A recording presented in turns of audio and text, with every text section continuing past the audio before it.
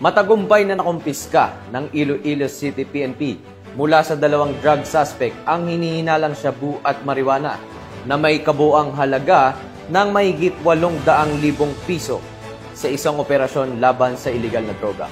Nakaibalita dyan si Patrolwoman Lynette Sablon.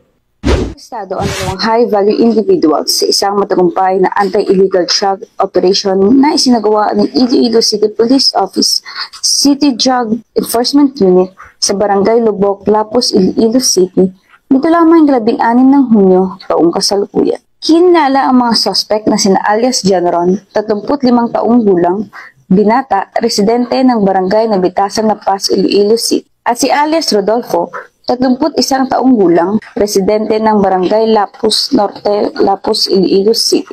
Ayon sa ulat ng pulisya, isinagawa ang bypass operation ng ICPO-CDEU, katuwang ang PDEG, SOOU-6 at ICPS-8. Sa isinagawang operasyon, nasabat mula sa mga suspect ang humigit kumulang 125 gramo ng hinalang shabu na may street value na tinatayang 850,000 pesos. At humigit kumulang 20 gramo ng inihinalang tuyong dahon ng marijuana na may estimated standard drug price na 2,400 pesos. Bukod pa rito, nakumpiska rin ang isang sachet ng inihinalang shabu, nagsilbing buy-bust item, 4 pang sachet ng suspected shabu sa pagmamay-ari ng suspect, 4 na knot-tied plastic sachet ng inihinalang shabu, isang self-sealing plastic sachet ng inihinalang tuyong dahon ng marijuana, at 8,000 pesos ng marked money, at ilang pang non-drug items.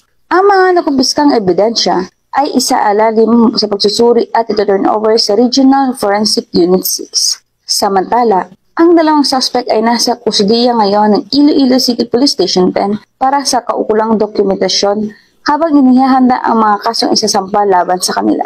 Ang matagumpay na operasyon ito ay bahagi ng pinaigting ng kampanya ng PNP laban sa iligal na droga sa rehiyon. Patunay ito ng determinasyon ng pambansang pulisya ng Pilipinas sa pagpuksa sa iligal na droga tungo sa isang ligtas at mas mapayapang pamayanan. Mula rito sa Western Visayas, ako ang inyong PNN correspondent, Patrolwoman Lynette Sablon, alagad ng batas sa Gataguyod ng Balitang Pulis.